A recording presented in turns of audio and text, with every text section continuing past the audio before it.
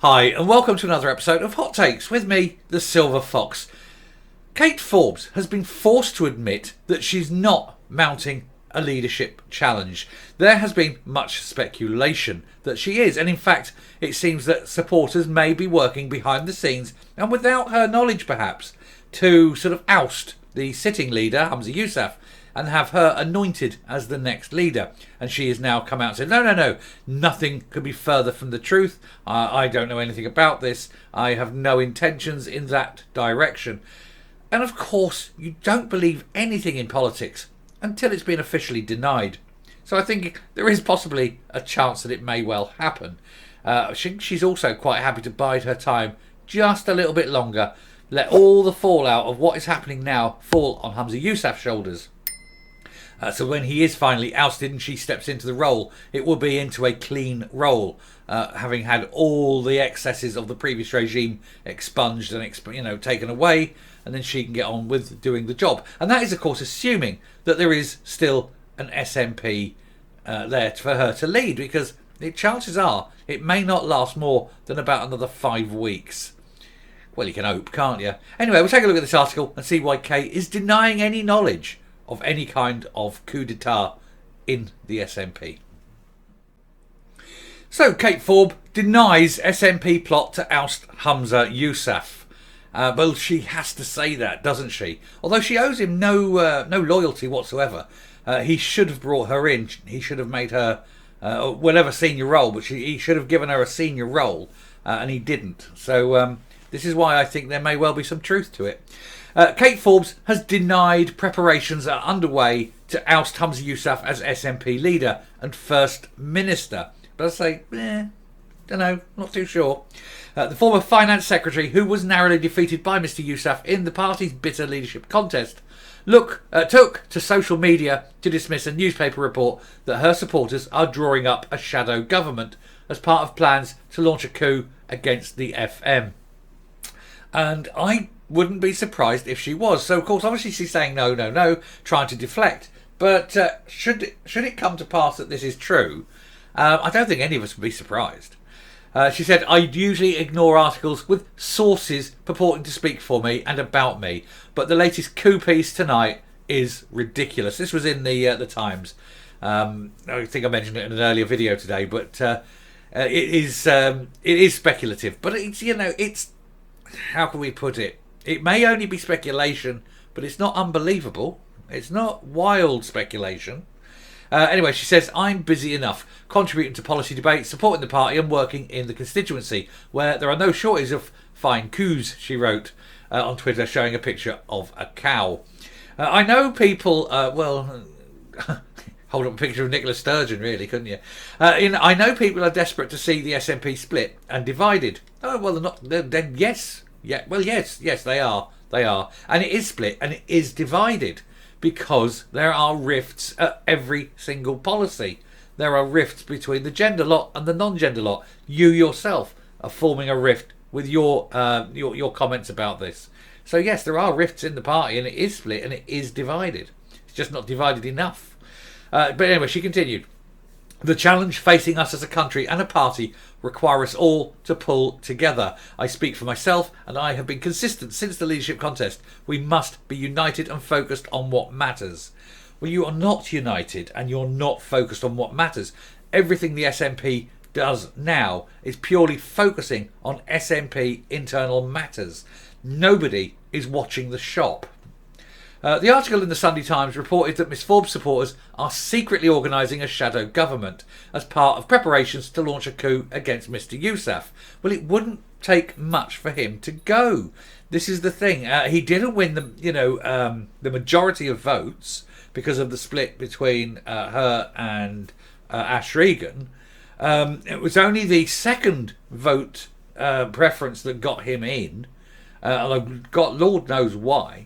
But then he's gone on about being the continuity character here. And as the more revelations have come out, more and more people, even within his own support, are drifting away. I think if the contest was rerun today, I don't think he'd win. So if she did launch a coup attempt, I think she stands more than a fair share of winning it. However, it is noted that the move to out Mr Yousaf was not imminent and it may not happen until next year.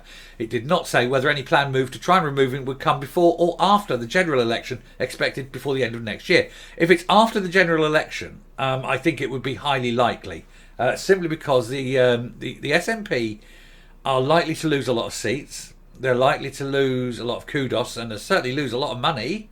Any kind of reduction in their power base would be seen as a personal reflection on the leadership in the form of Humza Yousaf.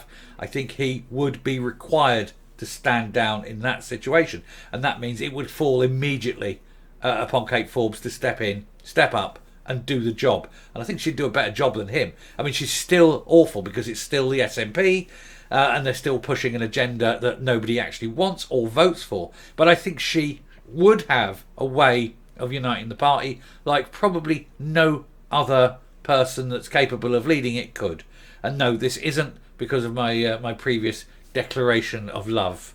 This is simply because the facts are there that she is probably the only one untainted, shall we say, by the past. I know she was there as the finance secretary, but she's looking over the finances of the country, not the finances of the party. But who else? Who else have they got? There's no one else. So it would have to fall upon her. However, the paper claimed that key allies have been holding behind closed doors talks with the MSPs and MPs with a view to making a move to oust the new First Minister. The SNP President, Michael Russell, earlier this month told the Herald that the party is in the midst of its biggest crisis for 50 years, and he did not think independence can be secured right now. He spoke out following the arrest of Miss Sturgeon's husband, Peter Murrell, the SNP's former chief executive, as part of a Police Scotland investigation into the finances. Amid the turmoil following the police probe and the internal party strife, Mr Yousaf, 37, has struggled to unite his party following the fractious leadership race. I don't think he is the man. I don't think he can unite it. I said at the time, if he was to unite it, he would have got Kate Forbes in. He would have brought the other side of the party to the table, made them a couple of them ministers, brought them into the cabinet. He didn't do that. He merely filled the cabinet with his toadies, his lickspittles and his yes men. And instead of having a united party, he's gone and fractured it right down the middle. The rift is there. He is the fault of that rift. And he has done nothing to bring the party together. And of course he keeps pushing all these agendas driven by the Greens, which a lot of the people in the party disagree with. But yet, he feels obliged to do it, partly as the continuity candidate, and partly because he says, if we got the Greens on board, we're a majority, and if not, we'll be a minority government.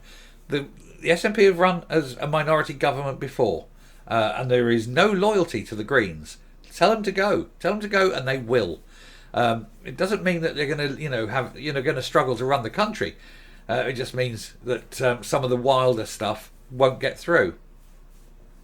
Anyway, he offered Miss Forbes the post of Rural Affairs Secretary, a role seen as a major demotion from her former position, and had got just one of the MSPs, who supported her to become a leader in his government.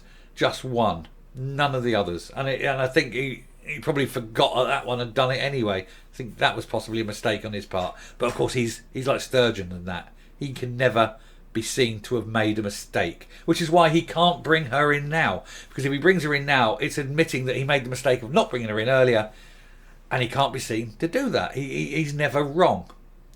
The Sunday Times report claims that the rival strategy is based on the assumption that there will be a spring 24 general election and that the SNP will lose many seats, mostly to Labour, but also to Conservatives in rural areas. I think from other reports it's likely to be a later election, not spring, probably an early autumn election.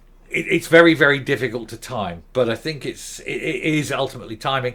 But I think it's all to do with pushing the taxes in. You don't want to do it straight after the tax season, sort of after the budget. You want those taxes to bed in. You want people to see how much better off they are, and then go. And that's there was a report somewhere, I think it was in the Telegraph, that said it's more likely to be an autumn election.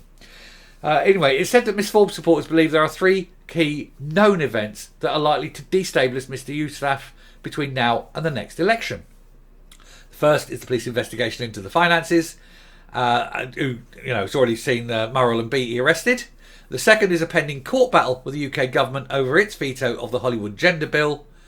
And the third is a potential by-election in Rutherglen and Hamilton West if Margaret Ferrier, the former SNP MP, is ousted over breaking the rules. And of course, they need to get 10% of the electorate in Rutherglen to sign up to do the recall election. But the Labour Party and the Conservative Party have been out in force, and they say that yes, they've definitely got the 10%, and so that if she is suspended for 30 days, then there will be, without fail, an election, and the SNP will lose it. There's no way that they can win it. So that's another sort of weakening of Humza Yousaf's position, and it is that constant chipping away, chipping away at his position, at the numbers in the party, at the loss of a seat here, and then more arrests. There'll be questions. There may be charges. He is so closely aligned and tied to the former regime that it will stick to him. And I think his, and I'm going to use the word authority quite wrongly there, because I don't think he's got any actual authority, but his position as leader, shall we say, would seriously be compromised. I don't think he has got authority. I think he's too weak. People know it. They smell the fear on him. And he's more or less a dead duck leader. He's got no command of his party. Anyway, I will finish there and come up, and we will round off the video. Right, so it's all just a matter of timing. I don't believe Kate Forbes when she says that there's no plans. I certainly do think there are plans. I think that there is a whole series of plans being put in motion. I think this thing is quiet. It's under the surface. People are aware of it, and it is just waiting for the right moment. And when that right moment comes, it will start. It will be unstoppable. And it will be quick.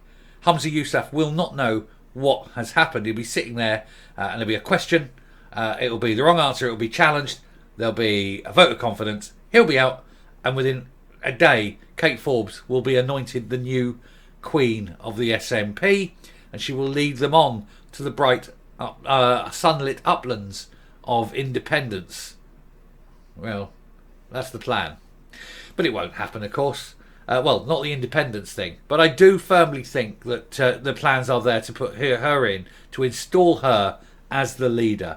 But I think what the main point here is getting that timing right. I think waiting possibly till after the Rutherglen and Hamilton West by-election. I think once that happens, once Margaret Ferrier is gone, I think that will be the time. There'll be a weakness in the position. The move will come. There'll be the vote. He'll be out. She'll be in. And then she'll lead them into the next election. I think that's probably where it's going to be. I can't say for sure, but it does seem logical, because if you do it at that point, that gives her enough time to get a sort of a commanding lead and take control of the party in time for the general election about a year hence. And a year is a good time for a leader to bed in and get her team working up and running. Obviously it's a terrible thing for Scotland. You're still going to have the SNP running Scotland for that year, but it at least gives a bit of respite from having a moron running Scotland for a year. You will have a sort of, how can you describe her? A religious zealot running Scotland. Not a moron. Can't say she's stupid. But we'll have to wait and see what happens, see who comes out on top, and even if it happens. But I think it will.